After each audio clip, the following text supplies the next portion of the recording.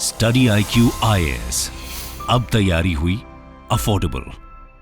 नमस्कार दोस्तों भारत के स्टॉक मार्केट में इस समय एक बड़ी जंग चल रही है।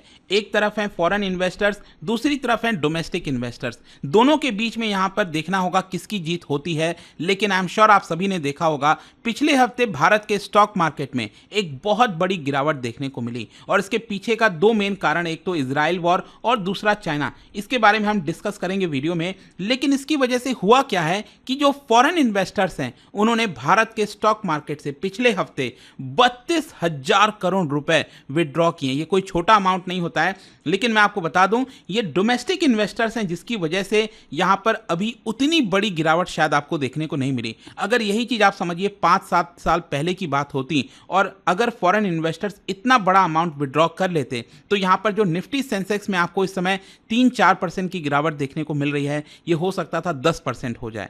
तो यहां पर आप देख सकते हो Sensex crashes over 4,000 points this week, investors lose ₹16 lakh crore. और इसके बारे में हम डिटेल से समझेंगे कि आखिरकार भारत क्या कर सकता है जिसकी वजह से अपने स्टॉक मार्केट को बचा पाए। काफी कुछ जानने को मिलेगा, चलिए आगे बढ़ते हैं। लेकिन उससे पहले मैं आप सबको बता दूं कि देखिए, आप में से जो भी लोग स्टॉक मार्केट इन्वेस्टिंग के बारे में सीखना चाहते हैं, मैं यहां पर ट्रेडिंग के बारे में बात नहीं कर रहा हूं, जो गैम्बलिंग होता है वो नहीं। अगर आप सीरियस हैं और बेसिक से लेकर एडवांस तक की पूरी स्टडी करना चाहते हैं एक सेबी रजिस्टर्ड एक्सपर्ट के द्वारा, तो ये आपको मौका मिल रहा है स्टडी IQ पर। बहुत ही कम दाम पर आप इसको ज्वाइन कर सकते हैं। इसका लिंक दिया हुआ है कमेंट सेक्शन में और आपको यूज करना है ये कोड अंकित लाइव, ताकि आप मैक्सिमम डिस्काउंट ले सकें। और यहां पर भले ही आप स्टॉक मार्केट में नए आए हो, पुराने हो, आप सभी के लिए कोर्स है। और इसके अलावा अगर आप MCQs अटेम्प्ट करना चाहते हैं तो मेरे इंस्टा पेज पर जा सकते हैं। वहां पर स्टोरीज में जितने भी MCQs हैं उसको भी आप अटेम्प्ट कर पाएंगे। तो चलिए शुरुआत करते हैं और सबसे पहले ये देखते हैं कि एग्जैक्टली हुआ क्या है। देखिए, मैं बात कर रहा हूं पिछले हफ्ते की। पिछले हफ्ते अगर आप देखोगे तो करीब 4 ट्रेडिंग सेशंस हुए थे और इस 4 ट्रेडिंग सेशंस में अगर आप देखिए तो यहां पर सेंसेक्स में लगभग 5% की गिरावट हुई है। 5% कोई छोटा नहीं होता है। और यहां पर हर सेशन में आपको बड़ी गिरावट देखने को मिलेगी। इनफैक्ट थर्सडे को तो एक काफी बड़ी गिरावट हुई थी, करीब 1700 पॉइंट की, और उसके अगले दिन भी लगभग 800 पॉइंट की गिरावट देखने को मिली। मतलब मैं बात कर रहा हूं फ्राइडे की। और यही चीज आपको निफ्टी के अंदर भी देखने को मिलेगा। मेरे कहने का मतलब यह है कि पिछले 5 ट्रेडिंग सेशंस को अगर आप देखिए तो सेंसेक्स में लगभग 4,000 पॉइंट से ज्यादा की गिरावट हुई है। और इसकी वजह से क्या हुआ है कि बॉम्बे स्टॉक एक्सचेंज के अंदर जो टोटल मार्केट कैपिटलाइजेशन होता है, जो कंपनीज की टोटल वैल्यू होती है, वो एक्चुअली गिरकर हो गई है 461 लाख करोड़ रुपए। मतलब कि करीब 16 लाख करोड़ का और नुकसान हुआ है। लेकिन इसके पीछे का कारण क्या है? देखो, एक तो है आपका मिडिल ईस्ट और दूसरा है चाइना। एक्चुअली हो क्या रहा है कि ये दोनों टेंशंस की वजह से जो फॉरेन इन्वेस्टर्स हैं यहां पर वो पैसा विड्रॉ कर रहे हैं। इनफैक्ट अगर आप देखोगे तो पिछले 4 ट्रेडिंग सेशंस में 32,000 करोड़ रुपए ये फॉरेन निवेशकों ने निकाला। और सिंगल हाईएस्ट एवर सेलिंग जो है वो थर्सडे को देखने को मिला। मतलब 15,000 करोड़ रुपए फॉरेन इन्वेस्टर्स ने अकेले थर्सडे को यहां से स्टॉक मार्केट से निकाला था। ऐसा इतिहास में कभी देखने को नहीं मिला। तो बेसिकली क्या है कि चाइना के अंदर हुआ क्या है, सरकार जो है वहां की, उन्होंने कुछ स्टिमुलस पैकेज लेकर आए हैं ताकि चाइना की इकोनॉमी को रिवाइव किया जा सके। तो इसकी वजह से क्या है कि चाइना का जो स्टॉक मार्केट इतने समय से गिरा हुआ था, वैल्यूएशन काफी डाउन है। इसकी वजह से जो फॉरेन निवेशक हैं उनको लगता है कि क्योंकि भारत में इस समय यहां पर वैल्यूएशंस अगर आप देखोगे स्टॉक्स का काफी ऊपर चल रहा है, तो भारत से यहां पर बेचकर वो पैसा लगाना चाहते हैं चाइना के अंदर। तो ये एक मेजर कारण बताया जा रहा है। फिर इसके साथ साथ आपको पता है मिडिल ईस्ट के अंदर जो इजराइल और ईरान का पूरा वॉर चल रहा है, और जब से आपने देखा होगा ईरान ने 200 के करीब मिसाइल्स दागे हैं इजराइल के ऊपर, तब से स्टॉक मार्केट में एक पैनिक जैसा सिचुएशन हो गया है कि यहां पर इजराइल अब क्या करेगा, क्या जंग और ज्यादा बढ़ जाएगी, क्या वर्ल्ड वॉर 3 की तरफ हम आगे बढ़ें। इस तरह के बहुत सारे सवाल हैं जिसकी वजह से यहां पर जो निवेशक हैं वो सतर्क हो जाते हैं। वो सेफ हेवन में जाने की कोशिश करते हैं। वो अपना पैसा स्टॉक वगैरह से निकालकर गोल्ड और बाकी चीजों की तरफ जाते हैं। और इसका असर भारत के स्टॉक मार्केट में लगभग हर एक सेक्टर में आपको देखने को मिलेगा एक्सेप्ट वन, वो है आपका IT स्टॉक। जी हां, जो IT स्टॉक जैसे इन्फोसिस, TCS, इस तरह के स्टॉक्स अगर आप देखोगे ये थोड़ा सा बचे हुए हैं। इसका मेन कारण है कि यूएस के अंदर वहां की जो सेंट्रल बैंक है फेडरल रिजर्व, उनका आपको पता ही होगा मॉनेटरी पॉलिसी के तहत उन्होंने जो रेट्स है उसको थोड़ा सा कम किया, जिसकी वजह से यहां पर इसका पॉजिटिव इंपैक्ट आपको IT स्टॉक्स में देखने को मिला। लेकिन क्वेश्चन यह है कि कब तक, क्योंकि यहां पर जो निवेशक हैं उनके अंदर डर है कि इस समय जो ग्लोबली चीजें चल रही हैं ये अनफेवरेबल है उनकी तरफ से, और इसी की वजह से यहां पर हो सकता है कि आगे चलकर और ज्यादा गिरावट देखने को मिले। तो भारत कैसे अपने आप को बचाएगा, मैं आपको बता दूं यहां पर बहुत ज्यादा दुखी होने की जरूरत नहीं है, क्योंकि भारत का जो मैक्रो इकोनॉमिक फंडामेंटल्स अगर आप देखोगे बहुत स्ट्रांग है, चाहे physical deficit, balance of payment, हर चीज में भारत बेहतर कर रहा है। इसके अलावा जो सबसे इंपॉर्टेंट चीज है कि डोमेस्टिक भारत के अंदर लोगों के पास अभी लिक्विडिटी है, कैश पड़ा हुआ है, लोग अभी निवेश करना चाहते हैं, लोग अपॉर्चुनिटी ढूंढ रहे हैं कि इस तरह की जो बड़ी गिरावट होती है सस्ते दाम पर उनके थोड़े शेयर्स मिल जाते हैं और वो यहां पर बाय ऑन डिप्स की स्ट्रैटेजी के तहत उसको खरीद सकते हैं। इसके अलावा बहुत सारे जो हाई नेटवर्थ इंडिविजुअल्स हो गए, जो पोर्टफोलियो मैनेजमेंट सर्विसेज वाले फंड मैनेजर्स हो गए, उनके पास भी काफी अच्छा खासा कैश पड़ा हुआ है, वो भी इस कहीं ना कहीं इस तरह के मौके की तलाश कर रहे थे।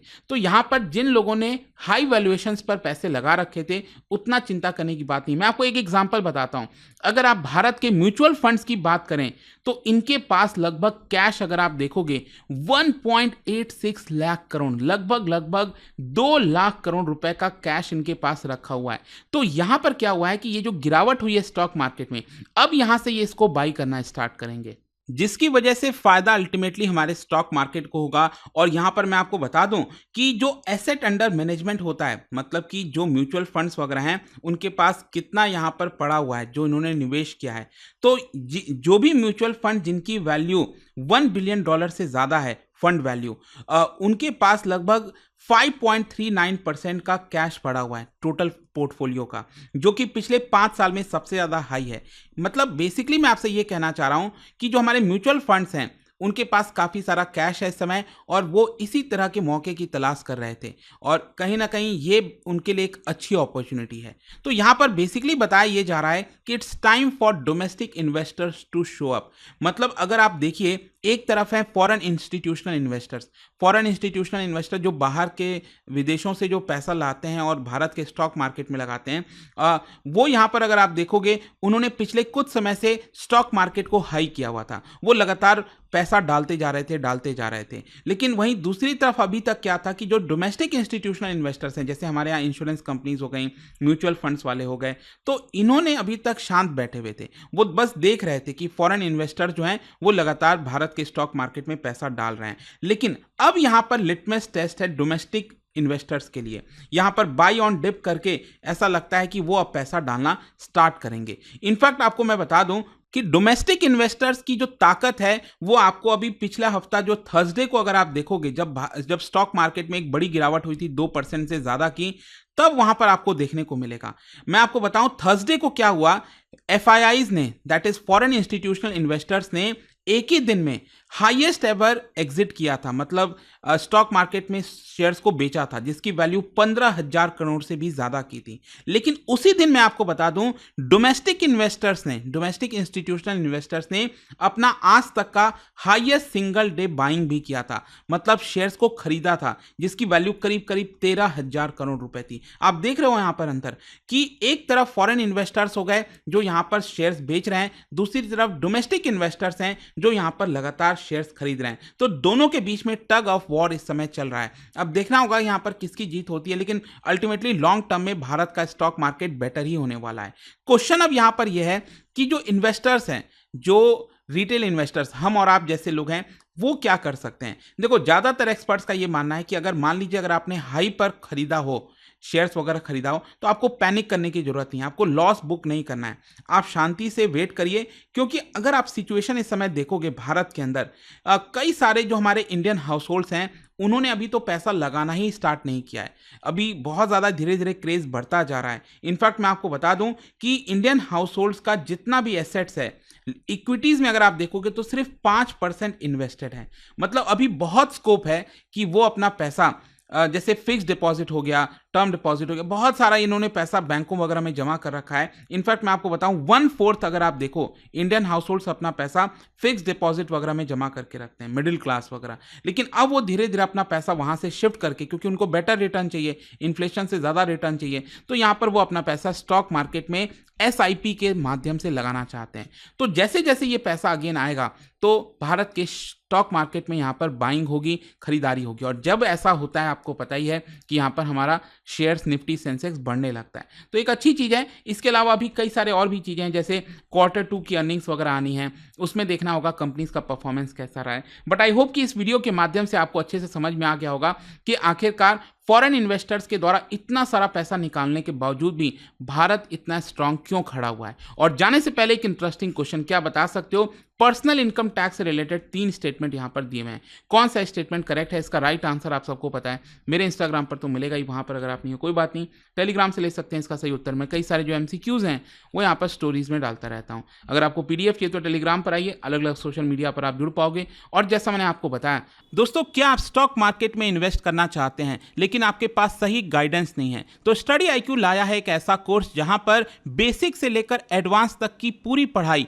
हमारे सेबी रजिस्टर्ड एक्सपर्ट के द्वारा कराई जाएगी, ताकि सही तरीके से आप स्टॉक मार्केट में इन्वेस्ट कर सकें। ज्वाइन करने के लिए इसका जो लिंक है वो कमेंट में दिया हुआ है, वहां पर जाकर आपको यूज करना है ये कोड अंकित लाइव, ताकि आप मैक्सिमम डिस्काउंट इस पूरे कोर्स पे ले सकें। अगर आप UPSC की तैयारी कर रहे हैं, कोई भी बैच चाहते हैं, can simply use this code Ankit live to get maximum discount. And I hope कि वीडियो आपको पसंद आया होगा। मिलता हूं आपसे next time. Till then thank you very much, see you soon.